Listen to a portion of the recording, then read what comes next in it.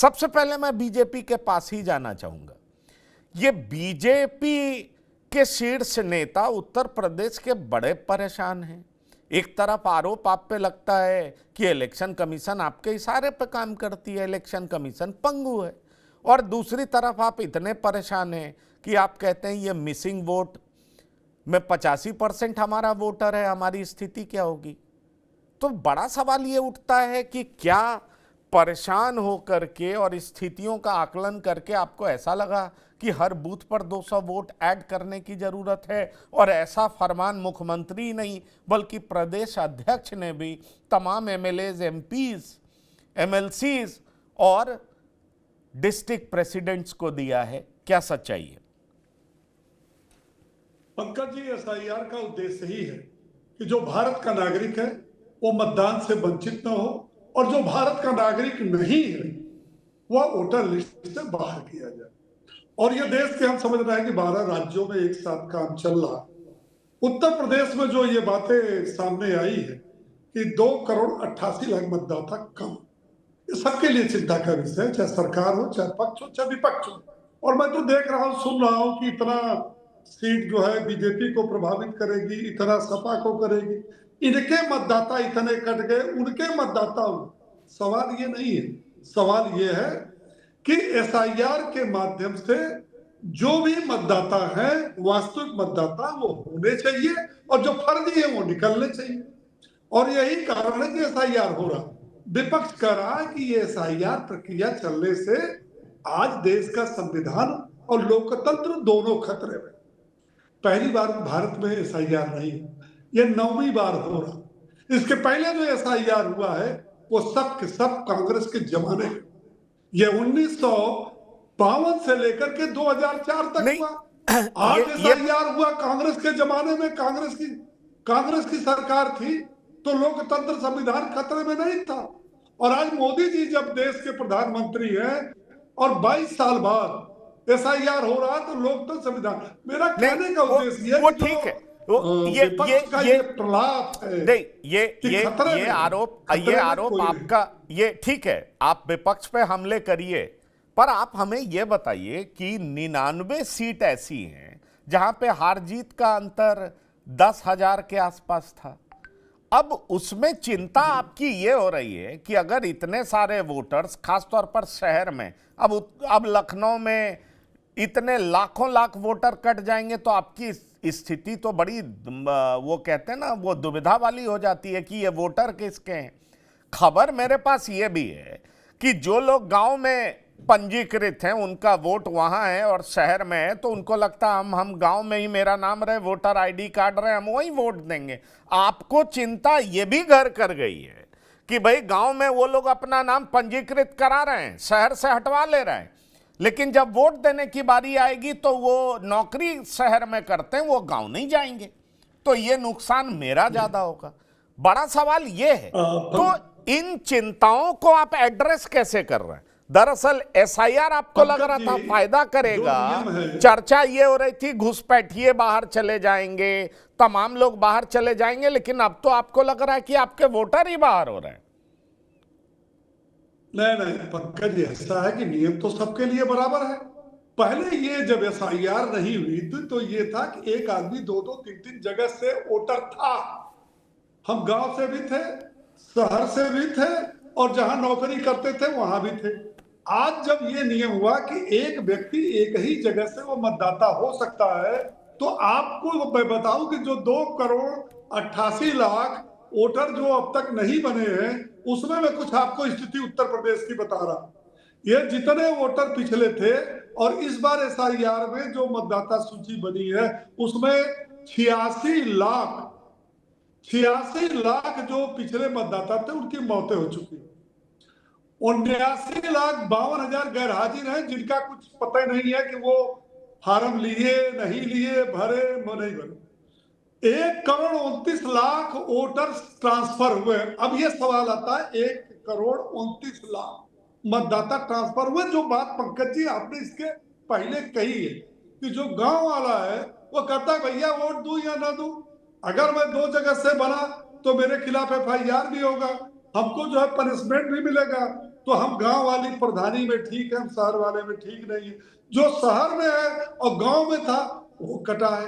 कुछ वोटर ऐसे भी हैं जो ट्रांसफर हुए, लेकिन लब्बो लबाब ये है कि सरकार इस बात को पूरा प्रयास कर रही है, चाहे समाजवादी पार्टी। आपने रोज सुनते होंगे कह रहे हैं हमारे पीडी प्रहरी जो बीएलए बीएलओ के साथ बीएलए जो है वो कर।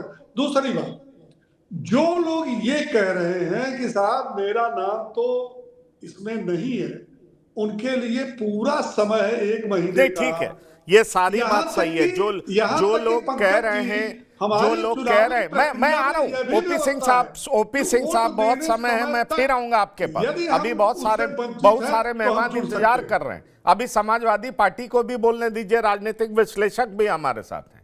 एसके दुबे जी, आपके लिए तो बल्ले बल्ले है, फिर आप भी चिंतित, कहीं कभी चिंतित दिखाई पड़ते हैं, कभी कहते हैं कि फर्जी वोट से योगी आदित्यनाथ मुख्यमंत्री बने हैं। दरअसल बुराई करते समय बुराई भी करते हैं, कई बार मजे भी ले लेते हैं। दरअसल क्या आप कंफ्यूज्ड हैं? आपको लग रहा है कि वो एसआईआर आपके लिए ब्लेसिंग इन डिस्गाइज हो गया है, कि एसआईआर से आपको फायदा हो रहा है और उनको नुकसान हो रहा है? और कुछ कुछ जगह पे जहां मैनपुरी में लगता है वोट कट गया, तो वहां जोर से चिल्ला भी देते हैं कि कहीं ये रोष जो है आक्रोश में ना बदल जाए, आंदोलन में भी ना बदल जाए।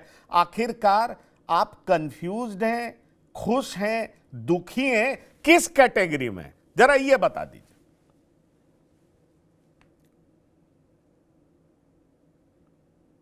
पंकज जी,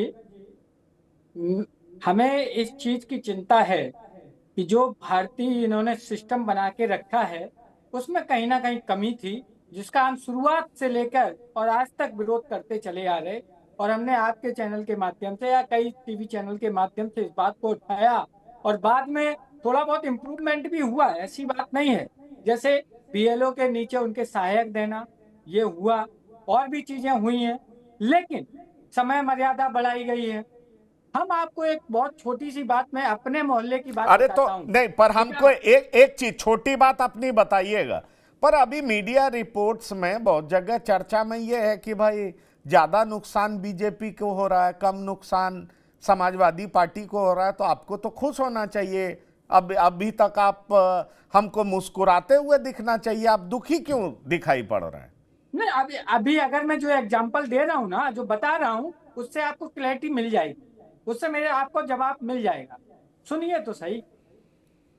मैं इटावा में, मेरे मोहल्ले के सामने आज से 8 से 10 साल पहले जो व्यक्ति मकान बेच के चला जाता है, 8 से 10 साल पहले, उसके यहाँ 5 से 7 मेंबर हैं, 5 7 या समथिंग 8 होंगे। अभी उन 8 का नाम, अभी जो मैंने देखी लिस्ट, उसमें एज इट इज है। अब ये किस चीज का इंडिकेशन है, आप बताइए हमें। और वहां दूसरा व्यक्ति मकान बना के रह रहा है, दूसरा व्यक्ति पूरा परिवार के साथ रह रहा है, उसका कोई अता पता नहीं। लेकिन जो महाशय वहां से चले गए हैं, उस महाशय के परिवार के पूरे वोटर उसमें दिखाई दे रहे हैं। ये चिंता का विषय है। जहां आप पारदर्शिता की बात करते हैं, वो पारदर्शिता कैसी है? जहां फर्जी वोट की बात करते थे, तो वो ये दिखाई दे रही है। और सबसे बड़ी बात कि वो सारे के सारे भारतीय जनता पार्टी समर्थित है। चिंता तो होनी स्वाभाविक है हमारी, कि भाई अगर इस तरीके से ढूंढ ढूंढ के लाके और इस गलत तरीके से वोट बनवाए गए हैं, तो आप सोचिए कि चिंता करना हमारे लिए नहीं, जबकि ये लोकतंत्र के लिए चिंता का विषय है कि अगर इस तरीके से ये कार्यक्रम बनाए जाएंगे इनके द्वारा और किए जाएंगे, तो निश्चित तौर जो पारदर्शिता होनी नहीं, चाहिए, चलिए वो मैं नहीं आपकी बात मिलेगी। मान भी लेता हूं, मैं आपकी बात मान भी लेता हूं, लेकिन दुबे साहब ये बताइए कि 1 2 4 एग्जाम्पल ऐसा मिल जाए और 90% में सुधार हो जाए तो चिंता की विषय ये है, या चिंता का विषय ये है कि 4 गलती मिल गया 96% सही है, वो चिंता का विषय है? भाई इंटेंसिव रिवीजन अगर हो रहा है, अगर वोटर लिस्ट में सुधार हो रहा है, तो उसमें दिक्कत क्या है? ये आपको लगता है राजनीतिक वजहों से ऐसा है? इनको ऐसा लग रहा नहीं, आप है पूरी तो कि बात नहीं? सुनिए, उसके बाद मैं आ रहा आगे की हूं, तो बात सुनिए, जी, आगे की बात सुन लीजिए फिर। हाँ बोलिए उसके बोलिए। बाद आइए, हाँ, उसके बाद आइए उत्तर प्रदेश में ग्राम की, निकाय की और जिले की, आप सोचिए कि जो जितना ग्रामीण वोटर है क्या उतना ही विधानसभा का वोटर है? आप सोचिए, मतलब उसमें कोई वेरिएशन, जहां 3 लाख 4 लाख का वेरिएशन आता था वो वेरिएशन ही खत्म हो गया। इसका मतलब ये इंडिकेशन है कि कहीं ना कहीं गड़बड़ी है इन लोगों ने, लेकिन वो ये है कि जल्दबाजी में कभी गड़बड़ी हो जाती है।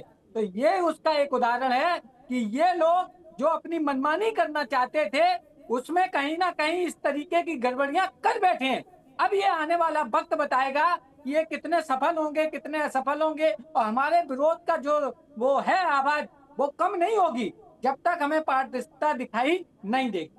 चलिए, गड़बड़ियां करना चाहते थे लेकिन परेशान बीजेपी क्यों हो रही है नवीन दुबे जी?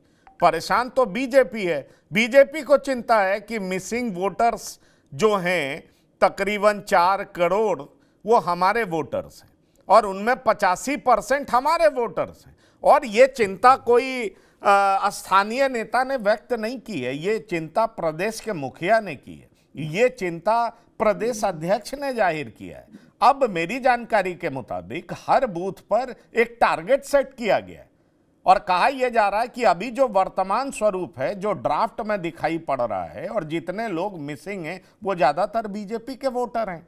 तो बड़ा सवाल यह है कि अगर हम सीटों के हिसाब से देखें तो कहीं ज्यादा भाजपा नुकसान में दिखाई पड़ती है, जो कई मीडिया रिपोर्ट्स में जिसकी चर्चा है। कैसे देख रहे हैं आप? पंकज जी, देखिए, 2-3 चीजें हैं। सबसे बड़ी चीज क्या है कि अभी हाल में पंचायत चुनाव होने हैं और जो भी वोटर उत्तर प्रदेश में है, आप अगर देखें आंकड़े उठाकर, 80% वोटर शहरी क्षेत्र का कहीं ना कहीं गांव से कनेक्टेड है। गांव में उसका नेटिव प्लेस है, परिवार के लोग रहते हैं, बुजुर्ग रहते हैं, तो वो ये प्रेफर कर रहे हैं। क्योंकि पंचायत चुनाव में, निकाय चुनावों की वोटर लिस्ट अलग होती है, लोकसभा और विधानसभा की अलग होती है, तो लिहाजा वो वोटर वहां एग्जिस्ट कर रहे थे उस समय। अब उनका प्रेफरेंस ये है कि हम अपने गांव के साथ कनेक्टेड रहेंगे, हम गांव में वोट डालेंगे और शहरी क्षेत्र से हम अपने आप को डिलीट करा रहे हैं। ये एक बड़ा कारण है। अब उससे क्या हो रहा है कि जो वोटर गांव में एनरोल हो रहा है वो गांव के हिसाब से वोट करेगा, निश्चित तौर पर करेगा। और जो शहर में, जो दुबे जी ने बात कही, मैं सहमत हूं एक हद तक कि भाई जो वोटर शहर से वापस आ गया, यहाँ नौकरी कर रहा है, वो क्यों यहाँ से उठ के गोरखपुर और बलिया और बस्ती जाएगा वोट डालने, या लखनऊ क्यों जाएगा अपना खर्चा करके?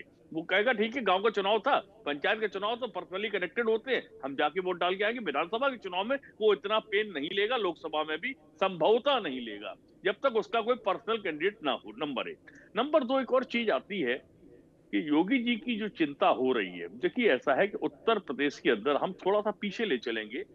2017 का जब चुनाव हुआ, डेवलपमेंट की बहुत बातें हुई थी, बहुत सारे काम भी अखिलेश यादव की सरकार ने किए। बावजूद इसके 2017 के चुनाव में जो 47 सीटें लेकर अखिलेश यादव आए, तो वो एक बड़ा सेटबैक था समाजवादी पार्टी के लिए। और प्रचंड बहुमत के साथ योगी, भारतीय जनता पार्टी की सरकार बनी थी। उस समय योगी आदित्यनाथ जी कोई चेहरा नहीं थे, 2017 में कोई चेहरा नहीं था।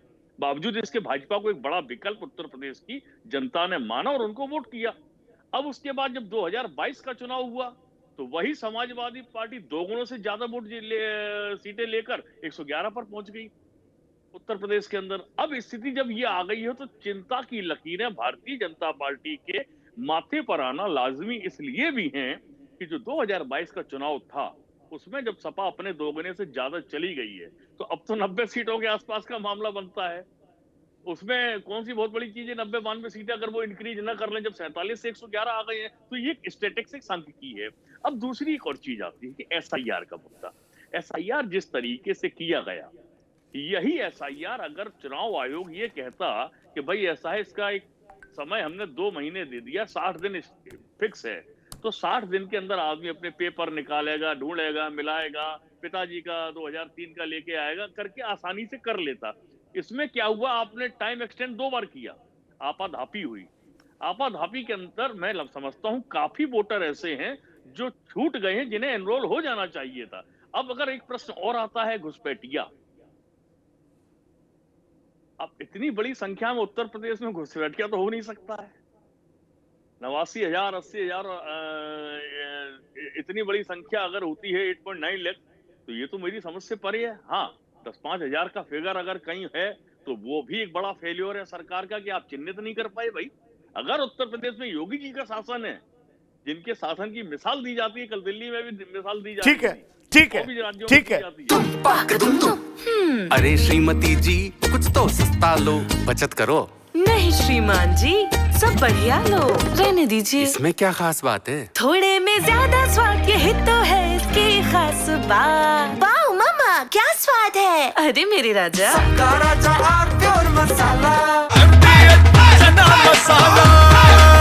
अब छोलिया हो या लोबिया, सफेद चने या काले चने, सब कुछ मजेदार बने।